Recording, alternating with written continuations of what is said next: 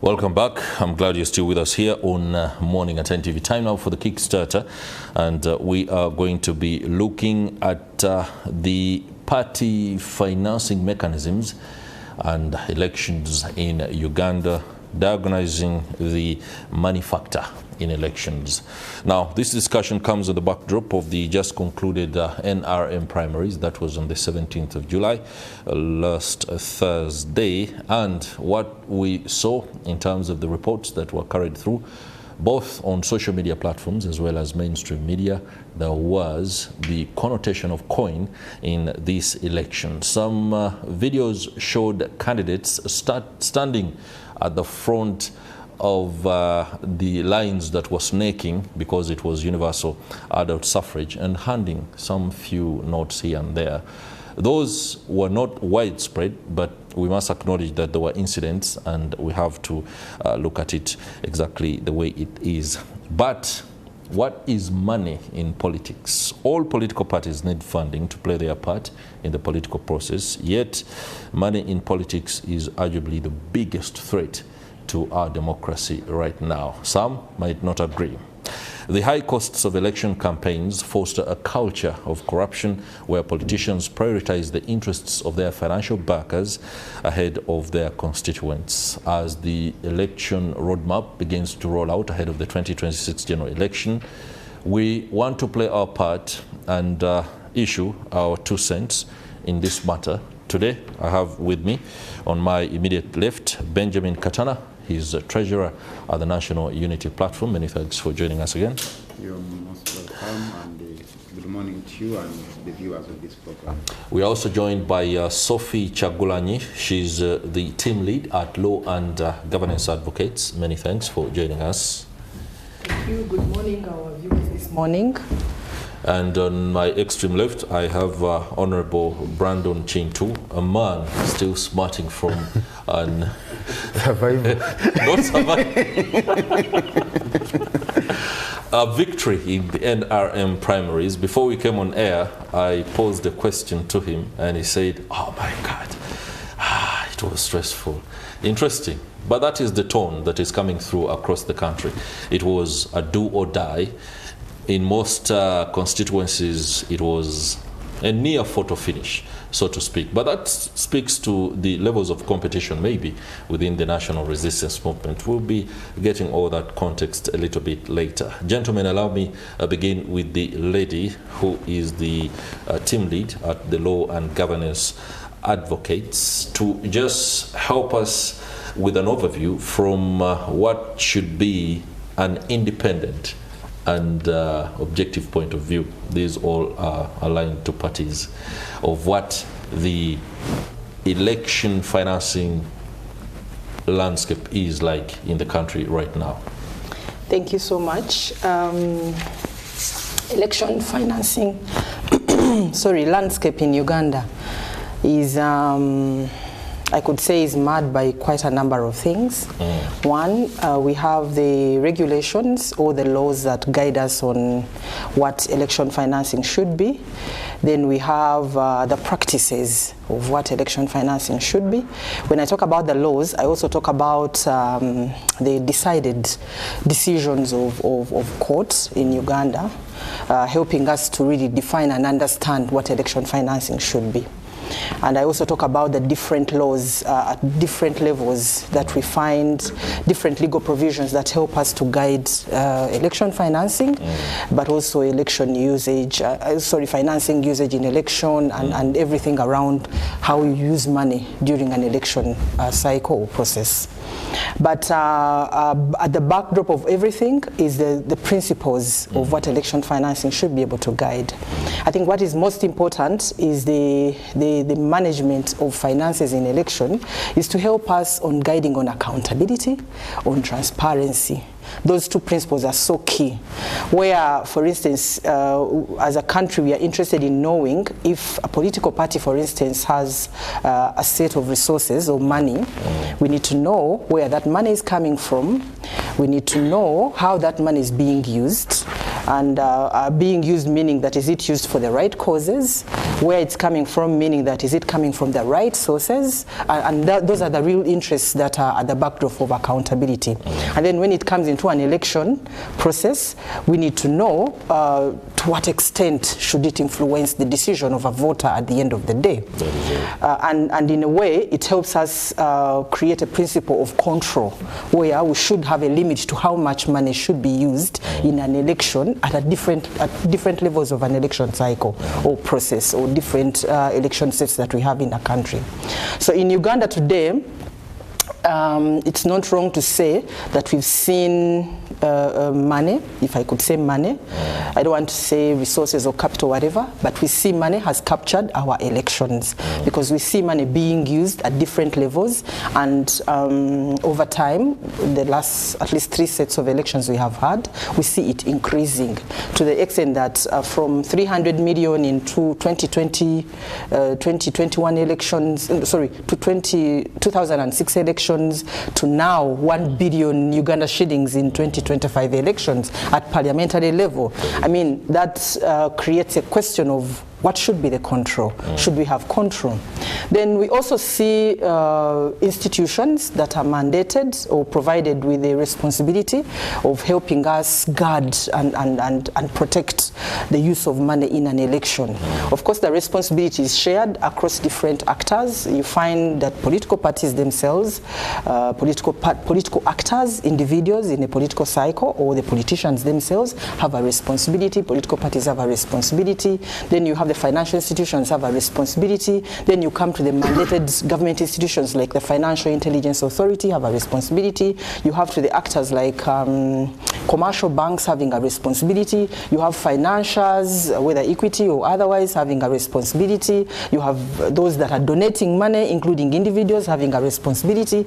And at the end of the day, as a country, it is incumbent upon us to know whether there isn't any money laundering, because we also see money laundered through such processes, and laundered in a sense that money cleaned through such processes. I could say illegal money, but used in a legitimate process to be cleaned, and then we come to a situation where we can't know where it's coming from. So you have all those sets coming in, and creating a lot of worry for a country like Uganda, because we don't have a law that should actually regulate the election financing. If we had an independent law that regulates election financing, we should have our controls in place, we should have our mandates with different institutions, and we should even have a limit of how much money should be used in an election at different levels of the elections that we have in a country, whether at national level or local level or otherwise. So I think for me that is the most important thing that I need to highlight at this beginning. Thank you so much. Thank you very much. That is a really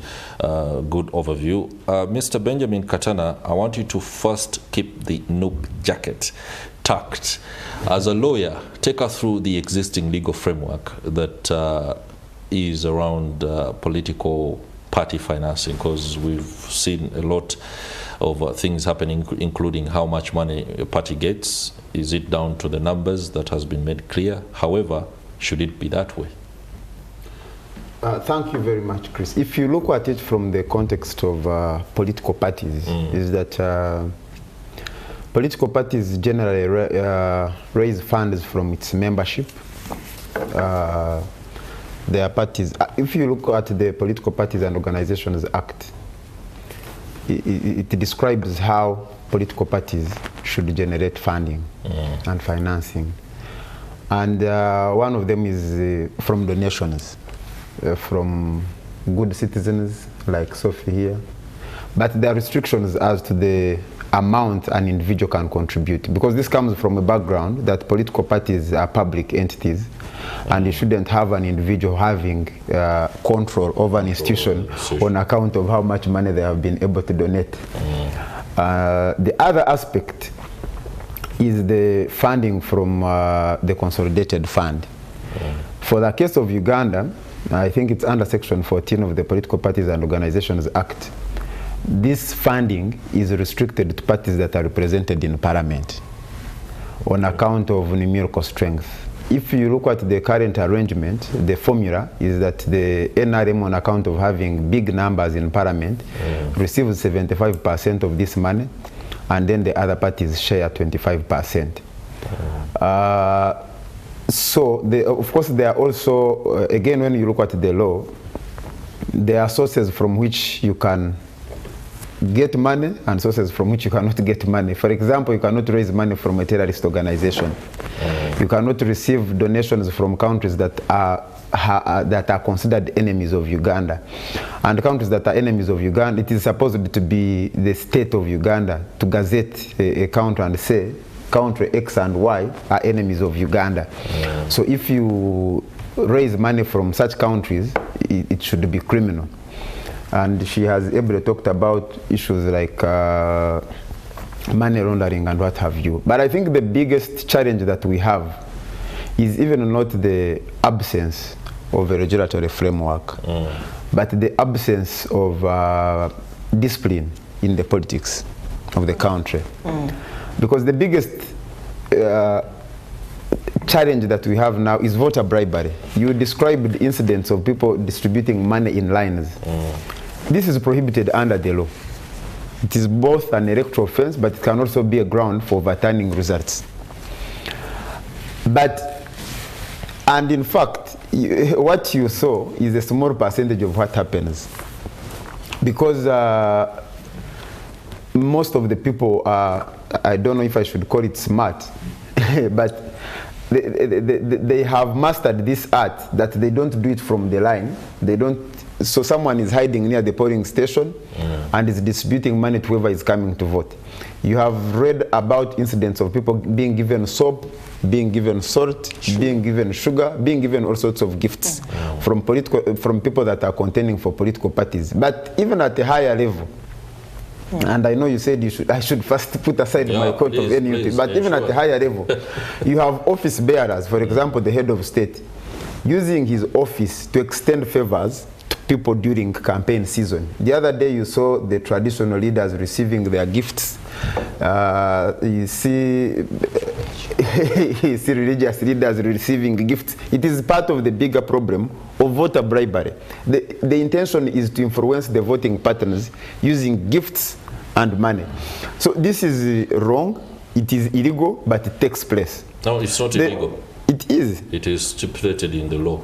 That you should give gifts. Yes, that you should give gifts. No, for the religious leaders to receive that. That is just one aspect. The rollout of that's cars. just one aspect that I gave. But if we must promote discipline in our politics, because the danger is that this voter bribery and illegitimate, you know, something can be legal but illegitimate. Machinations, they undermine the people's ability to exercise their consent. The consent is compromised on account of gifts they have received and money they have received, which undermines democracy. And we end up with the wrong decisions. And we end up with the wrong decisions that we regret the next day. And let me give you even the worst example. Quickly. In some places, at the polling station, someone receives 5,000, they go and tick Sophia. Afterwards, you come back to Alex and they add you 5,000.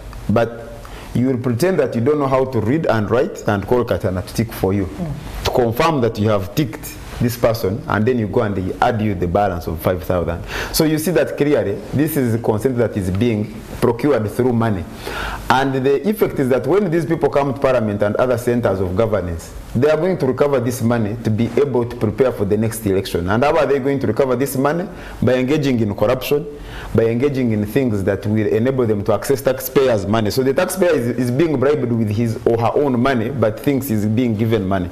Interesting there. Honorable, I decided that on this particular preamble, you come in last because you're a legislator and maybe also as a main actor, just that you've just, given that you just registered a victory in the NRM primaries. I don't know whether the connotation of coin was large on your end, but within the precincts of our legislative structures, the discussion has largely been around iPod and the need for all parties to come in, and the National Unity Platform has often unequivocally rejected that. Tell us take us through what it is like. Are these conversations pertinent within the precincts of Parliament, be it at plenary level or committee level, ahead of this much anticipated 2026 general election? I'll not put myself aside, but we just made some amendments in that law. Okay. And there's a lot of conversation around it. Some people assumed it was targeting NUP and those parties that did not participate. But like what Benjamin said, we need to have regulations. But money, you know, politics is one of the most growing economic activity in this country. I like that. And when you have this economic activity, it's competitive. People are securing jobs, not a service. I am looking forward in the 12th Parliament if we would probably make some changes, especially to do how does Parliament make its own amendments? Can we have a review that we have standard, and can it leave it to a level of service? But it was very, very saddening that I was seeing senior members in my party lining. I saw one who was giving even Warajan 5,000, and is a very senior person in this country. So we are securing jobs. And if you are securing a job, if you're advertising, I know such a company would say if you have a master's would be an added advantage. So if you have money, it's an added advantage for you to secure the job. Especially if you look at My Sleep, which has something like 45 or 50 million every month, it's quite attractive. Yeah. So how do you secure this? We also have, nowadays we used to attend meetings of weddings, introduction, but we have candidates meetings. Somebody invites you, you know, come for the dinner. I have friends in Kampala that are collecting money for me to go and contest. Yeah. And these friends who are collecting money. Being election showers. Yeah. Yeah, that's the best. Chris, you have brought it nicely. Baby showers, election showers. And you know, the Benjamins, like if I would say Benjamin is my hobby, is treasurer at NUP, I will give him a call. I say, if I have Brandon on the other side, my interest will be protected. We also have those people that sponsor people to protect their own. Yeah. We have these big businessmen. I asked one person, why, if you're looking for money, because some people look for money, why are you joining politics? No, man, I must protect myself. So it comes widely ugly. Yeah. You go to and civil servants. People open up WhatsApp forums, not only for weddings, Chris, but contributing money for a candidate. And then you have, like in our region, in Usoga, we have a few gurus that will determine who will win. So you go benchmark at someone's gate, you know, so Mr. you know what and what. I'll be very open here, Madivan. Like we have one, NRM, and if he knows Brandon, he will call you for a meeting. Strategic starts to prepare you, you know. Our interests are this. I've employed so many people. So in a way, it becomes funny because an economic activity that is growing every day, it will be very difficult. And then also, I saw previously in some churches in Western Uganda, I think, where these, I think I would call them political evangelists. You see a priest or a father at the altar, and it's, you know, in Busoga, we have a saying, I'll directly say it in Busoga. I think it's a bird. I remember the late Dr. Frank Nawiso used to ask, where did you meet that Ikona? And he told you that Mwinakua. So preachers at the pulpits will say, you know, for us we are here. They will drag you in that direction. Yeah. You know, for us, if you give us, we are putting up this shelter. So where would you expect this person to get these kind of resources? To be able to dish out. To be able to dish out. And clearly the church is telling you, the church leader is saying, if you help us and roof this side, we shall stand with you. And next person will come. So the whole cycle, it becomes extremely, very, very, very difficult. And then we also have other actors within. I'll tell you where I work at Parliament.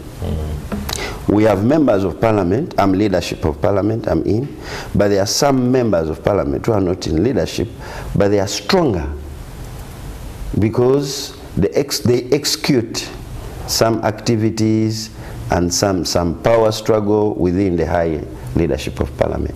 Now, what motivates these people is money. They will be going to the institution heads, look for trips, and these trips, somebody will say, you know, I am building a health center. I was telling Benjamin here that where I built a health center, it's a village, and I got only 7 people that lined behind. But now, 7 people that lined behind my poster. But why would I do this? Am I doing it for a social cause of my community, or am I investing, expecting? Now, I'll be very honest with you. When I looked at the tariff, I got called. Now, in my head, it wasn't, I delivered a service for the people. But I'm like, how could I invest such a building and it's coded in government, and then I get 7 people lying behind? Yeah. So, if I would have corrupted mind, I would say maybe that place I wouldn't go back again. Let me go somewhere else to invest. So the issue of money, the conversations there at Parliament, I'll tell you this, we have been in a crisis. The president, as the chief minister of finance, just appended a signature 2 days ago. So that means we haven't been paid.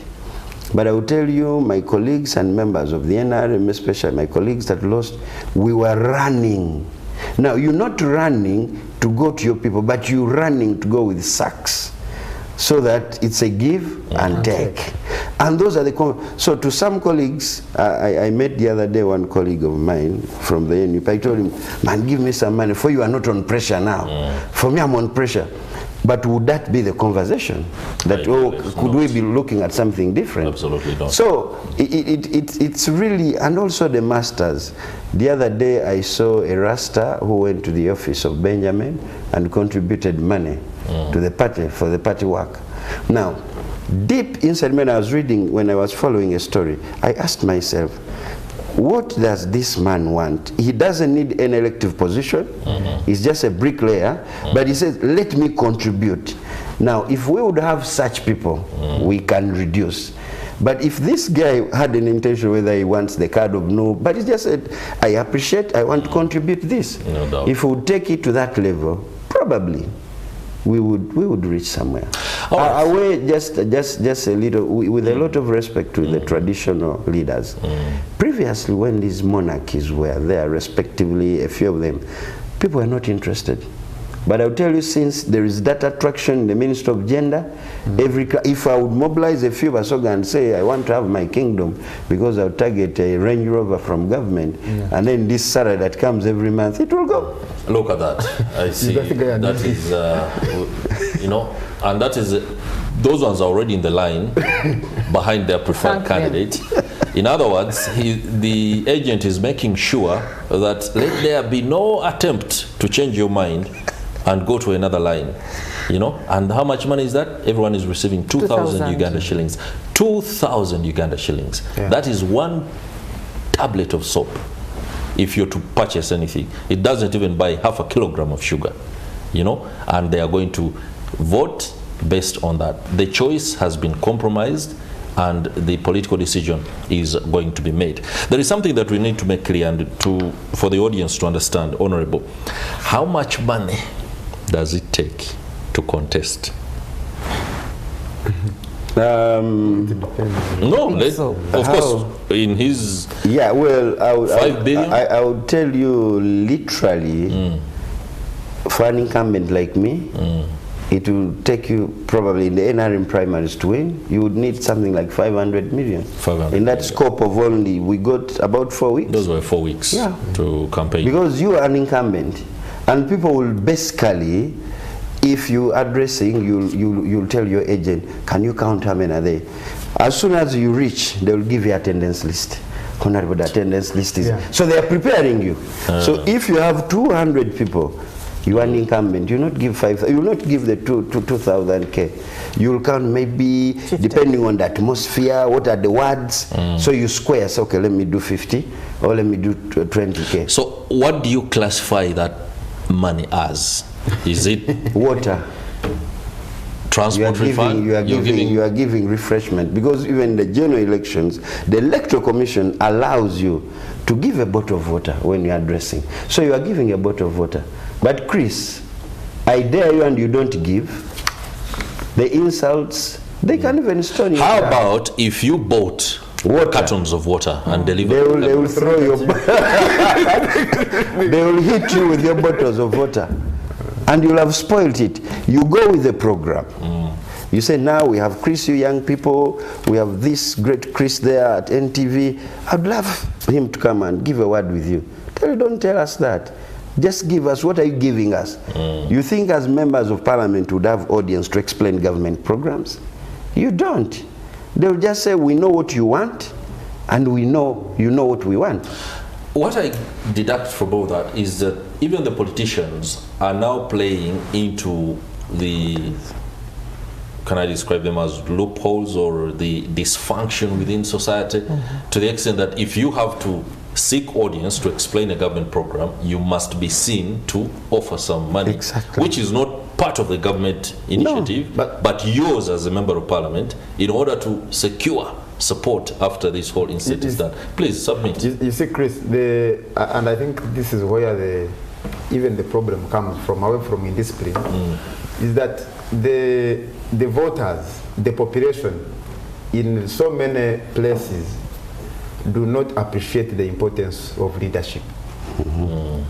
When they see Katana campaigning for a position, the understanding is that Katana wants to join those who are eating. It's not that he's seeking to serve us as a leader. Now, I don't know whether we have failed in terms of civic education, or we have also failed in terms of providing leadership, especially those, yes. So, on all fronts. They think that what they are getting from you is what they are receiving at that particular point. They're like, if I don't get this, there's nothing. I'm done. Then the other thing is that continuously they see similar debates.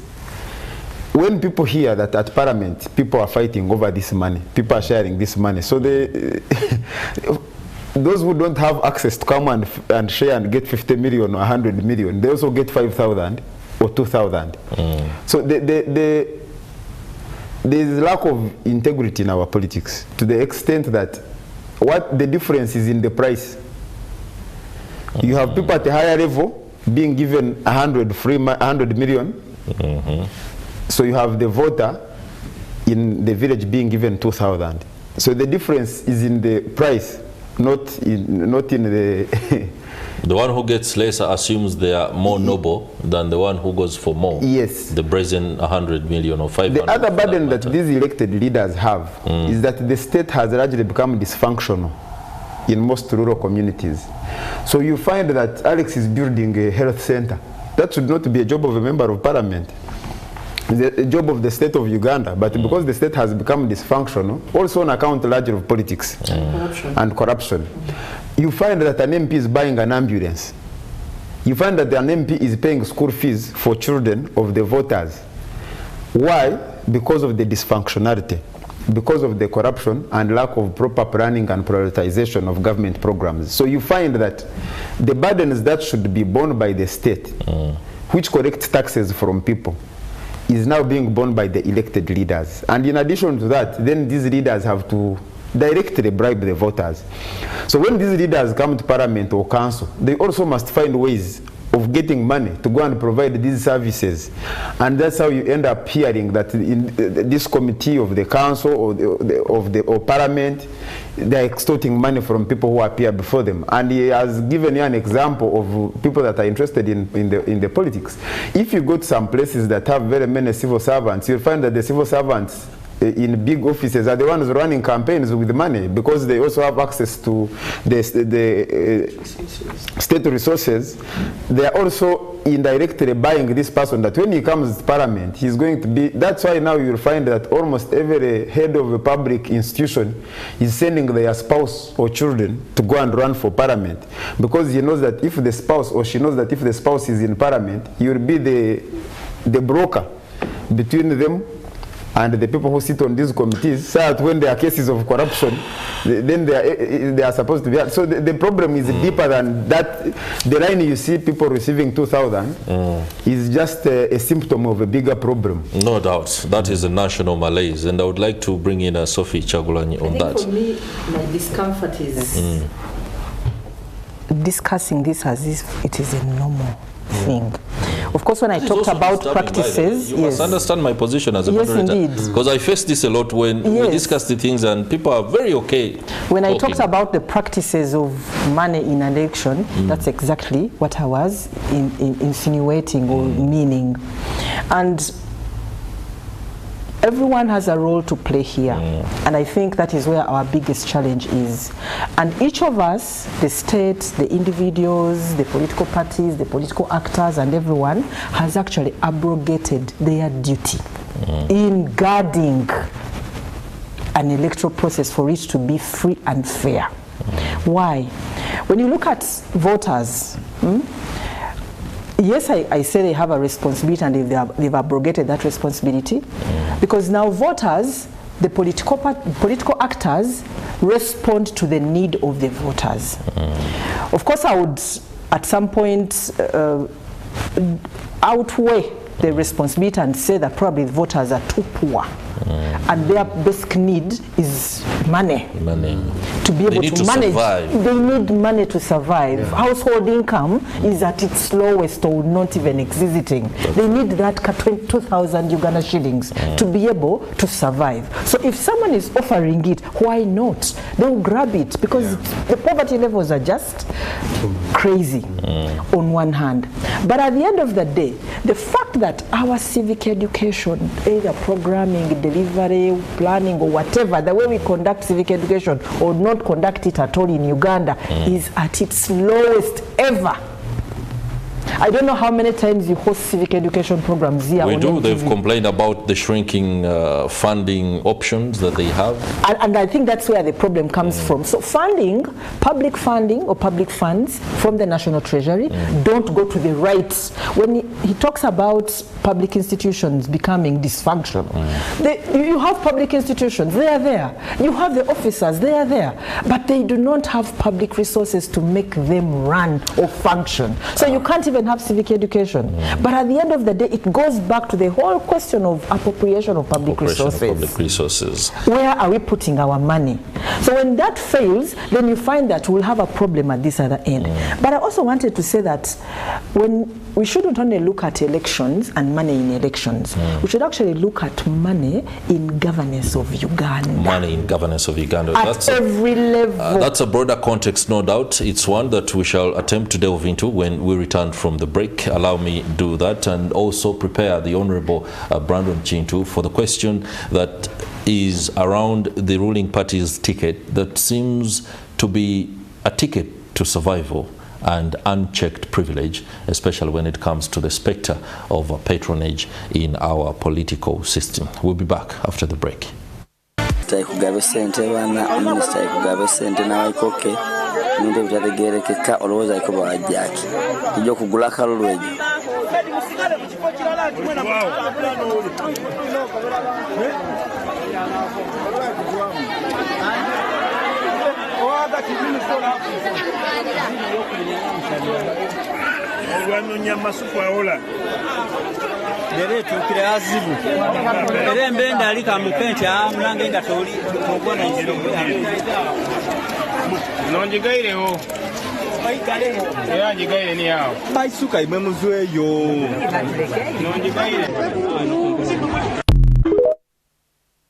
Interesting pictures there coming through from Kaliro. Interesting.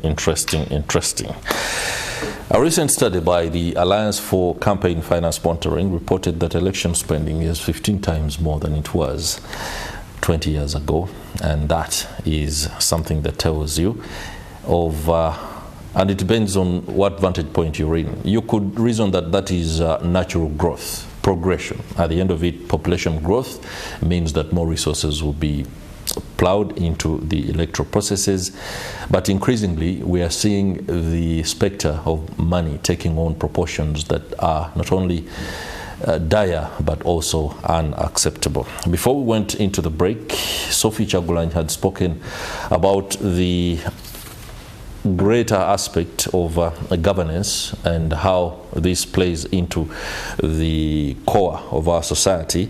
I also put it to the Honorable Brandon Kintu. The national resistance movement over the last few years has been seen as a ticket for economic survival, So much so that those who seek to be MPs on account of the party flag are more assured of what is increasingly unchecked patronage and privilege as a member of the National Resistance Movement who holds a position as big as a member of parliament. Let me begin with that question. When societies are forming, communities are forming, there are always people who play important roles behind the scenes.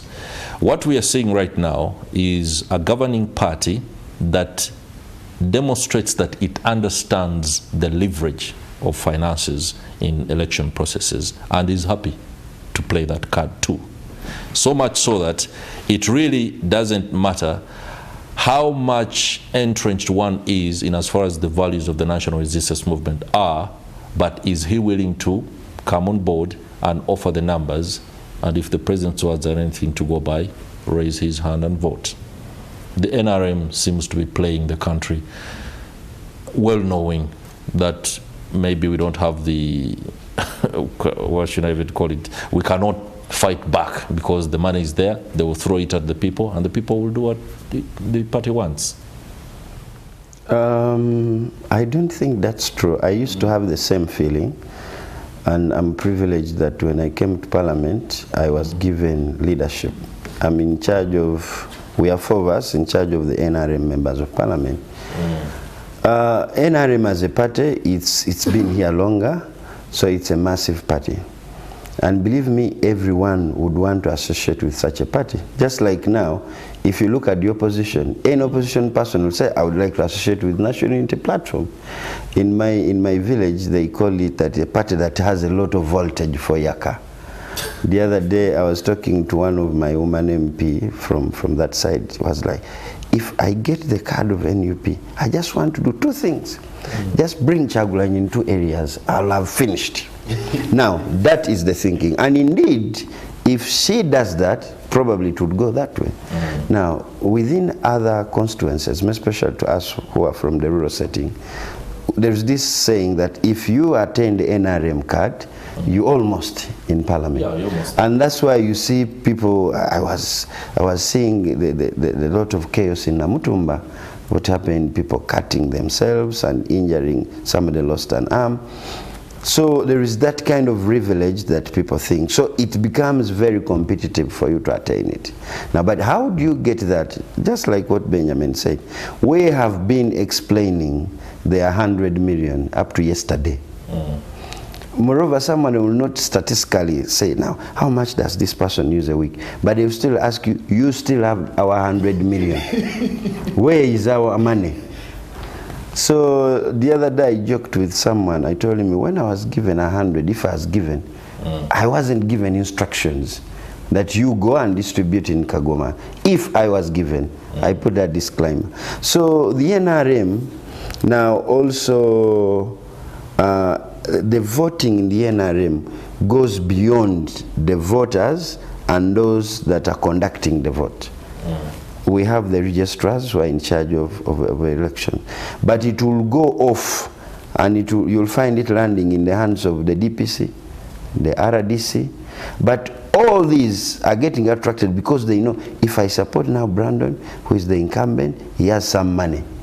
And if you go to discuss with these guys, if I came to you, Chris, and your RDC, you know, NRM, I should come prepared. I should leave you as the RDC happy.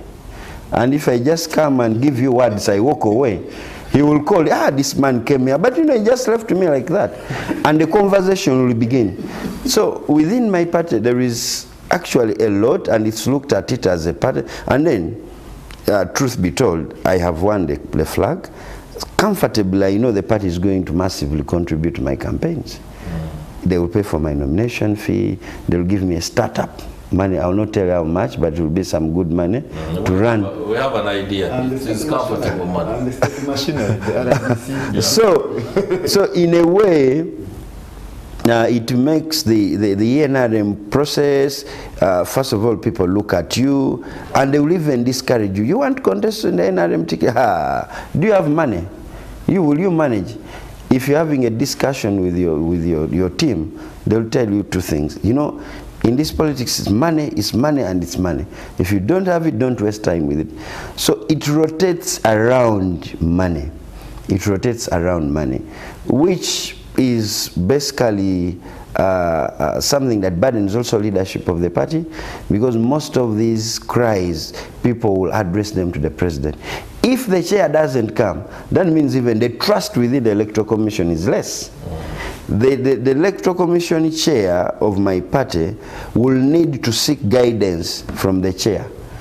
You see, we had a rumor before the election that the NRM primaries were postponed. And then before we wanted to hear, I tried to make a few calls. I said, no, the chair has gone to State House to consult. So it will still rotate around, and maybe what would be the consultation? They had arranged that we have joint rallies. They didn't happen because facilitation was not sent. So it will still go to money. But what is facilitation? Gathering members and address, but you say, no, we are not given money for public address system, we are not given money for water. So it rotates. Now, within my party, it makes it so attractive that people will only be in the den. And that's why when we get members of parliament who are independent and we sign a memorandum of understanding, many of them, you are at liberty to sign with NUP or DP, but they'll still come to sign with the NRM. With the NRM. Because it has money. Because there's that attraction of resources. Talking about money, the National Unity Platform is trying to raise funds ahead of the 2026 election. You have rolled out a fundraising drive. That comes on the backdrop of your failure to agree to the modalities of the iPod, where you, I think, receive a substantial 35 billion Uganda shillings if you were to take it.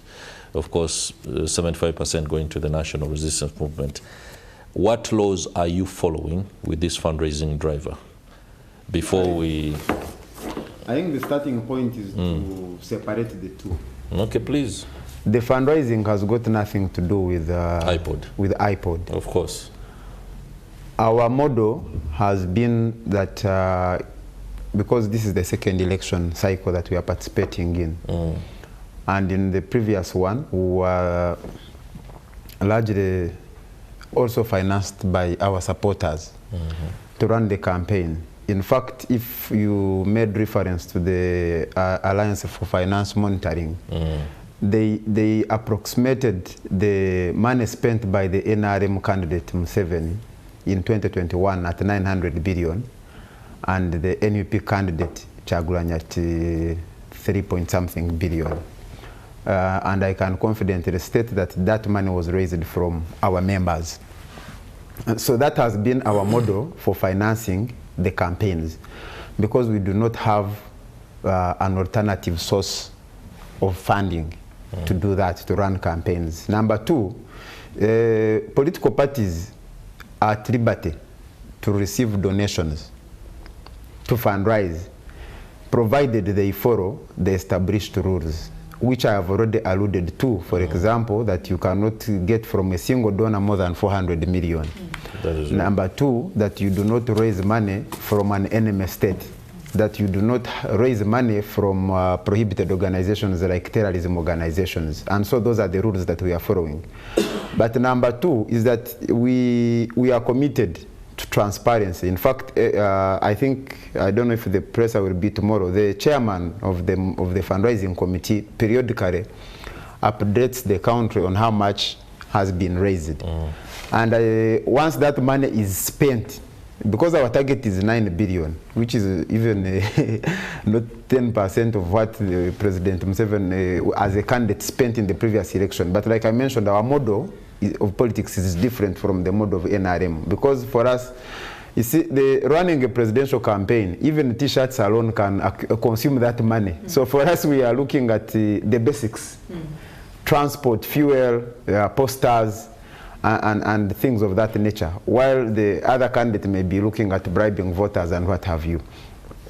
So but you must also understand where the budget of the spend of 900 billion of NRM is coming from. That when the governments lose legitimacy largely, they rely on two things, and you have seen them in Uganda: coercion and money, purchasing consent. And so that's what you see has been happening. And I'm glad that my colleague here has alluded to the benefits that come with getting the NRM flag. The other aspect, which is normally not looked at, you can be looking at the financial support, but that when you are an NRM flag bearer, you have the state machinery. Because in Uganda there has been a fusion between the state of Uganda and the ruling party. So you'll find that the RDC is actively, and his entire structure, actively mobilizing for the NRM candidate. The DISO, with his structure of GISO and PISO and the rest, and VISO, they are working now to make sure that Alex, who is the flag bearer of NRM, wins. So one time I was interacting with a friend, and he mentioned something that in Uganda, and I think these NRM primaries should not be looked at in isolation, that for you to, if you are going to participate in an election, you must have leverage over your opponent in 3 areas now. One is money, which has been traversed in this discussion. The other one is violence. The third one is the capacity to rig. Now, people in the NRM primaries are complaining about some individuals rigging.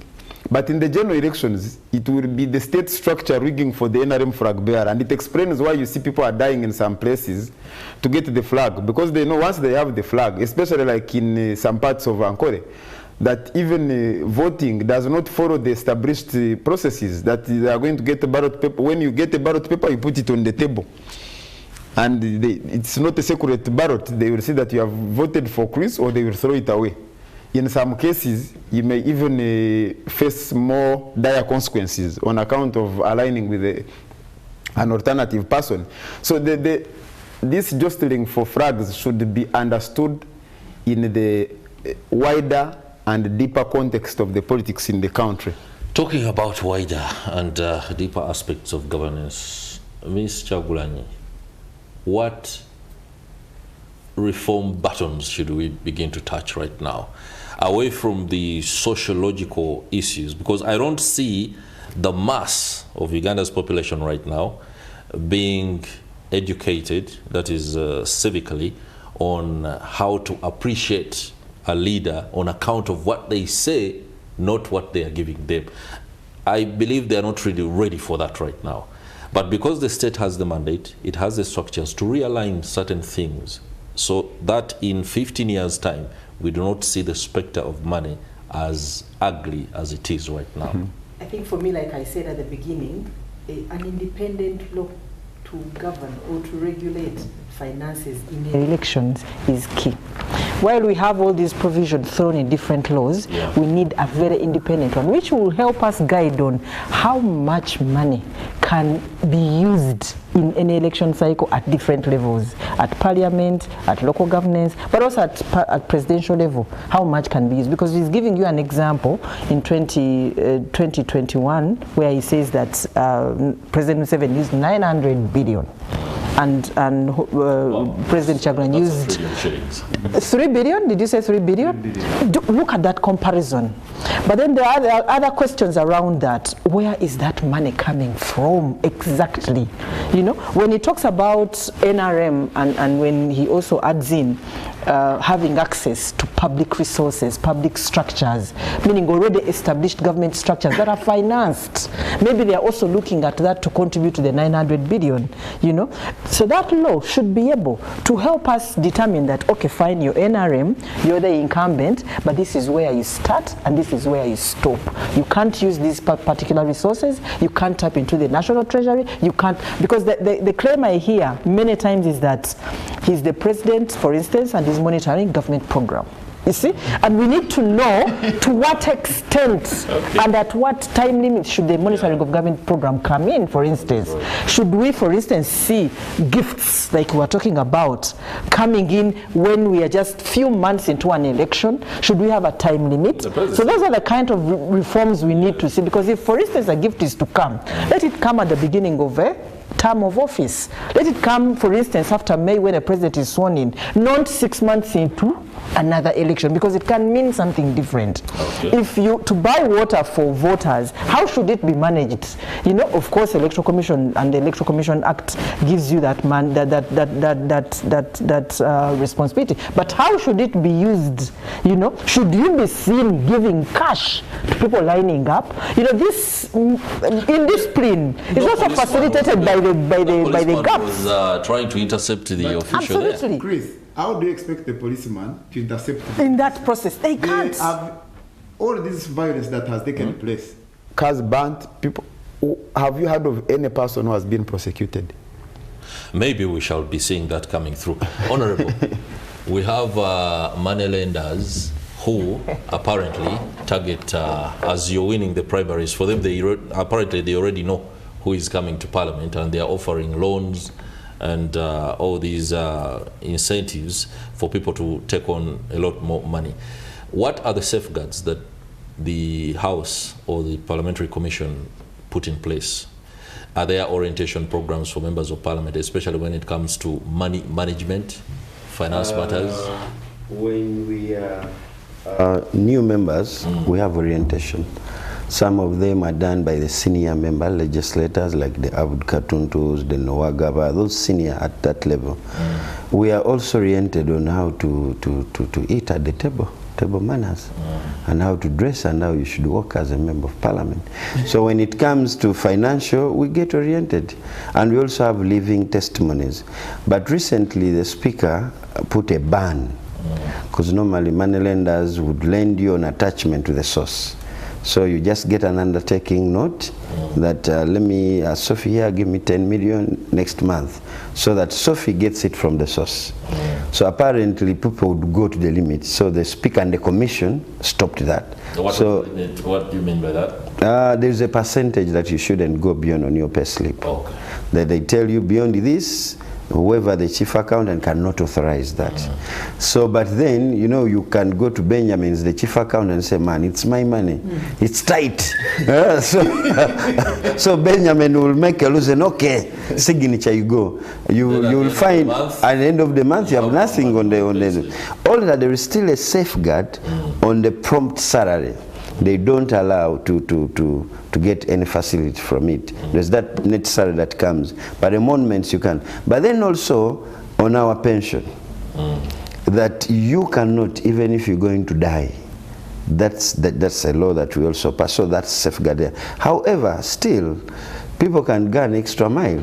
You just, I don't know how you get to know. We got messages from the money lenders congratulating us. Honorable, congratulations, and I hope you are. But yeah, you can come and we talk. Yeah. That conclusion can attract you. But also as an individual, we also look at members of Parliament that have been there before, and how do they live their lives. So that's a living testimony that you can check yourself. You are here after 5 years. The last session of budget, the Speaker pronounced when pronouncing Kolola's Parliament, said, Your Excellency, I would like to welcome you to the last budget session of the 11th Parliament. So I knocked at my neighbor, my brother, how do you feel that this is your last session to pass the budget of this country? Are you going to come back? So he had not picked it up. So I repeated to him that this is your last budget in the 11th Parliament. Now that alone worried people. They started asking, how do we get money to come back? So, but the orientations are there. But also some people will come. When I won my first time, somebody called me, you know, Honorable, there is this truck called Magulu Kumi, we can get. Yeah. I told him, who told you I never had money? Why didn't you tell me that before? So a lot of orientation is done, but also comes to personal discipline. We also get excited. You know, if you come back from Kagoma, maybe those girls from Kagoma are not attractive, like you would see those at Serena, at Spark. So you tend to use that power, and financially, if you're not stable, you'll end up dishing every month like that. And then the Benjamin and Sophie, allow me to stay with the Honourable on this. The aspect of members of Parliament from within the House themselves being able to lend out money. Before a person goes to the money lender who could have either high rates, somebody goes to the MP, fellow MP, and they work out an arrangement. However, problems begin, especially when the pay slip comes through, and that causes conflict internally. We have colleagues. Actually, one colleague is a friend to Benjamin there. And he does that. Okay. And basically, people look at, in June, we get gratuity. So someone will target and say, you know, if you're honest, that's financial discipline. If I come to Benjamin, Benjamin, I'm going to the constituency. Sometimes these voters of us are not demanding, but you want to go as a member of parliament. You must put a difference. Then Benjamin gives you. With assurance, when gratuity comes, I'll give you to that. But then I'll go to Benjamin, I'll go to Sophie, I'll go to Chris. At the end of the day, it's exhausted. When it comes, you'll be selfish and you'll not go. We get hold up in canteen, somebody will grab a colleague, say, give me my money here. Here and there, if you don't give me my money, I don't leave you. So that discipline, you'll find that those that give will check. But it's also very funny if 3 or 5 colleagues will backbite you and say, Chris there doesn't pay. Don't ever talk about him when it comes to money. There are colleagues like that. And there are some of us who can suffer. You may not have a coin, but you'll swallow the pride and walk out and say, no, I'm not going to expose myself. So that becomes a problem, but it comes to financial discipline. All right, I'm afraid we're going to have to wrap this conversation up. Benjamin Katana, 2026 promises to be a battle, especially when it comes to the opposition parties themselves that are seeking to dislodge the national resistance movement. I know the sourcing of funds is ongoing, including the fundraising drive, but within the party itself, there has been concern about putting the party ticket up for sale. Officially, we've had statements, including from Mufumbira, the deputy spokesperson, that this is not the case. But when you hear claims on social media, you begin to want to ask that particular question. If the modalities of broadcasting are anything to go by right now, I think I'm going to have to first go for a break, and then when I return, I'll allow you wrap this conversation up as we continue into normal programming. Welcome back. I'm glad you're still with us. We are now entering the final bend of the Kickstarter discussion, and we shall begin our wraps. I was asking the treasurer at the National Unity Platform, Benjamin Katana, before we went into the break, why is it that the NUP ticket seems to be, well, up for sale? And I insist, seems, do not get things wrong. Benjamin. Yeah, I would like to start by putting the record straight that the NUP ticket is not for sale. Number one, that is just propaganda. And there's a streamlined process through which people end up as NUP flag bearers. And the people who participate and the members of public and NUP are well aware of this process. But number two is that this country now, Uganda, the society, the incumbent Museveni has had a chance to build the society that he wants. A society that does not value leadership, a society that looks at a deal in everything. So when such propaganda is generated, it finds fertile ground because people know that everything has been reduced into a deal in this country. But the way we do politics at NUP is different.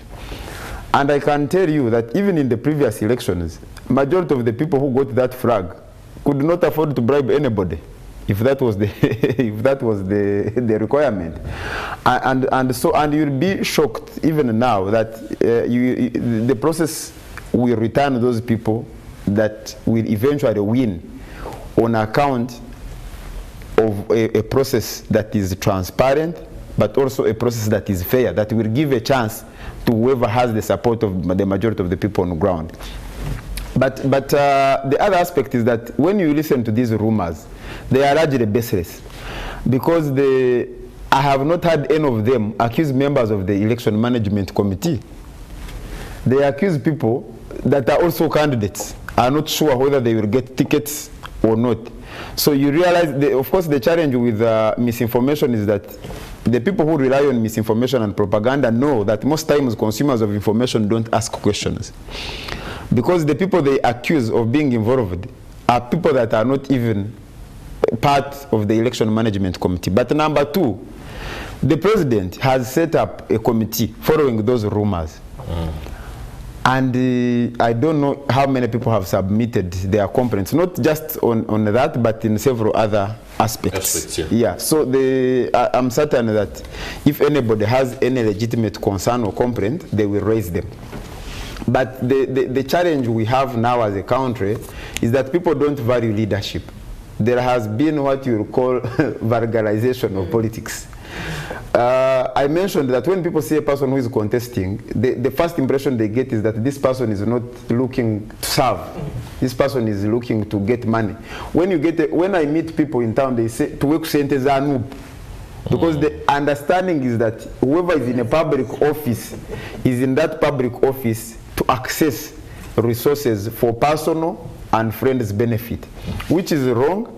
And for us, our mode of politics is different, that whichever office you hold, whichever work you do it in public interest, not in personal interest. But I wouldn't blame members of public, because for a long time, they have lived in a society where they see that there is corruption with impunity. They see a minister, they know the salary of the minister, but the minister is in the village buying voters, and the question is, where does this minister get money from? So they see every day there are corruption scandals. They don't see anybody being punished. So it has become normal, yet it should be abnormal. And so I don't blame them for developing that mentality that whoever is in a public office is in a public office to extort and access public resources illegitimately for personal use. Sophie Kyagulanyi, the NRM's use of state resources, alleged use of state resources, I must be very specific, is one that is widely seen to endanger political pluralism. But when you see players like NUP coming up with what appears to be alternative sources of money, do you see that as a plus for the political process, or it is a contradiction in itself? It may not be a contradiction, but for it to be a plus, it has to meet certain parameters. For instance, it's important that we gauge and understand whether they are raising these resources in a transparent manner, and whether they meet all the tenets of transparency. Then the other tenet is that we need to understand, after fundraising and getting this money, how do they disclose it? How do we know who funded and how much? Then the third one would be, how are they using that money? Who is making the decision on how much to use and for what?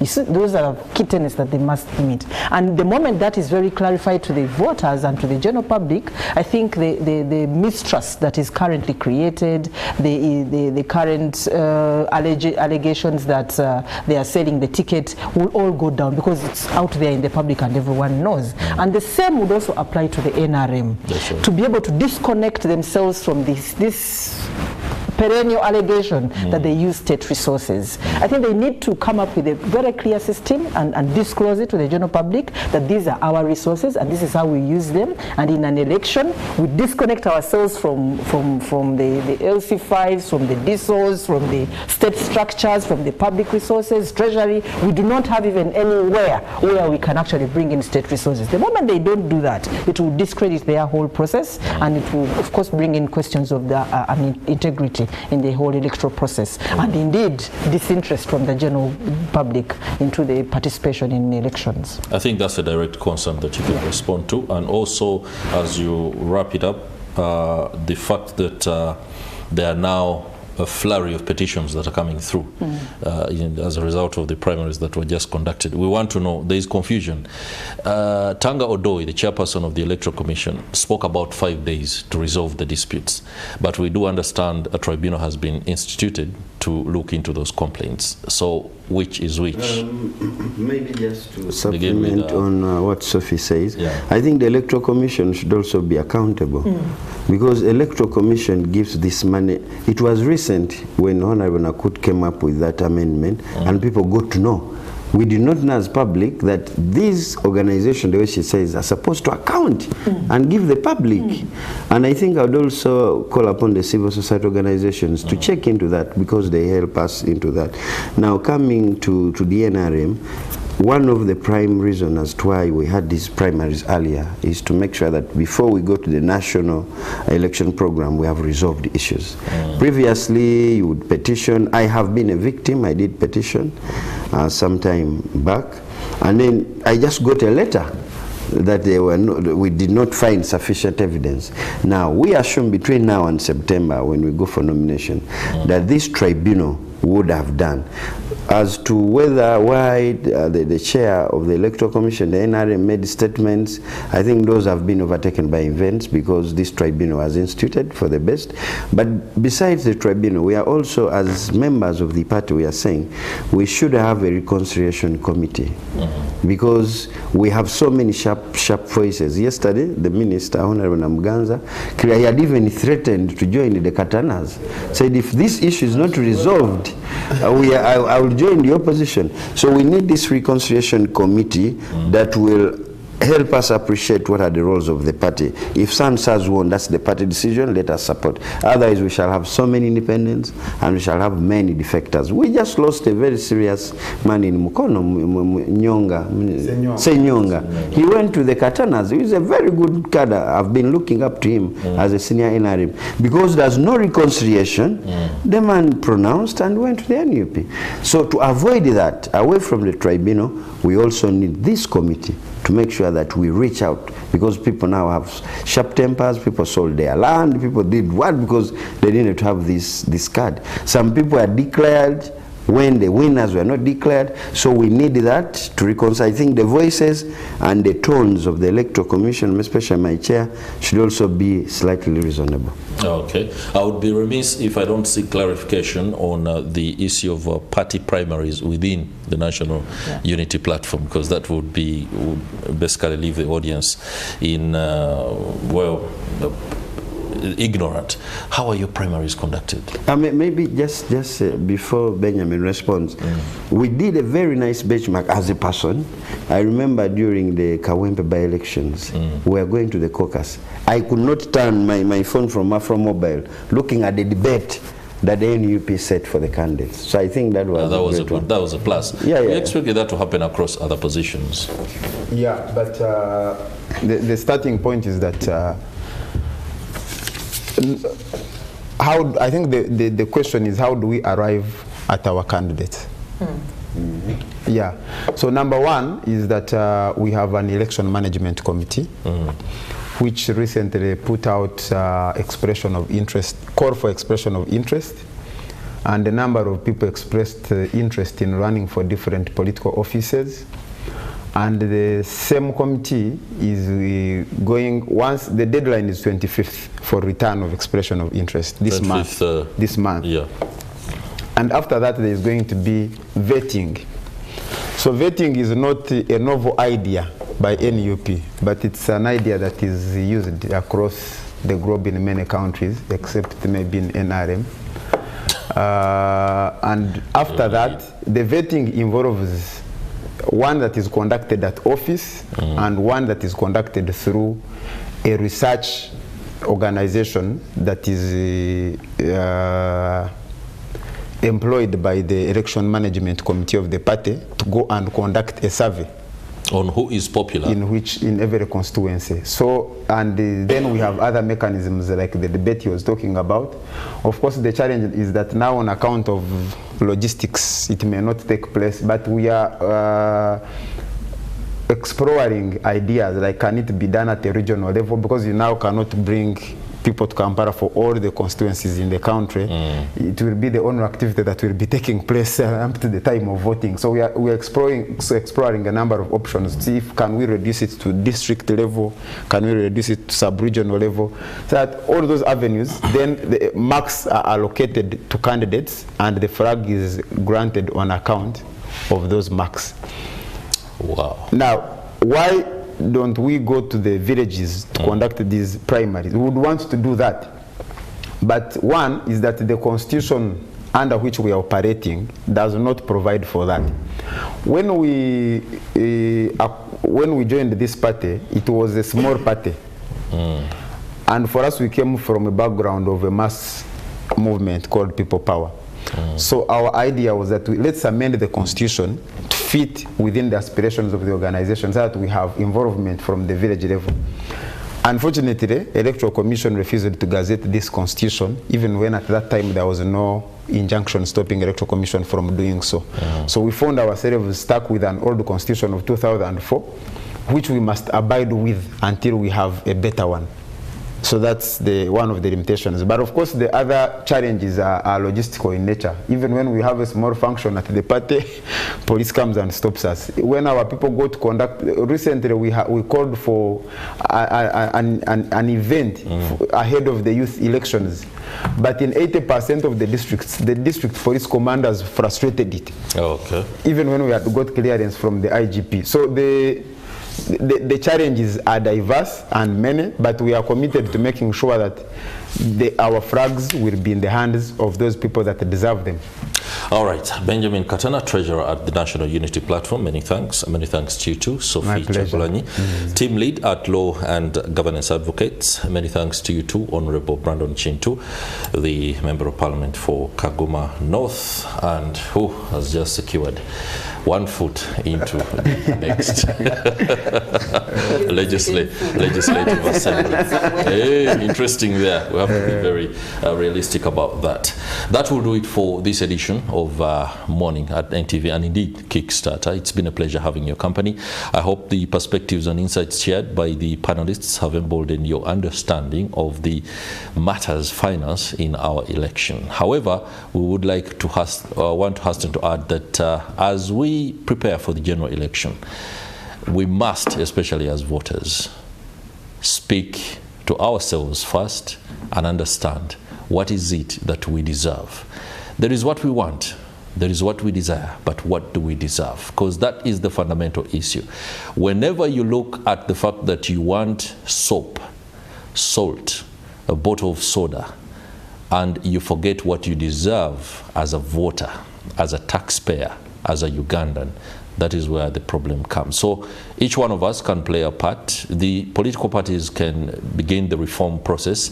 The government can also improve, given the fact that it has the mandate. But at an individual level, you've got to do the very best. I'm Chris Higenyi, on behalf of the team that ensures these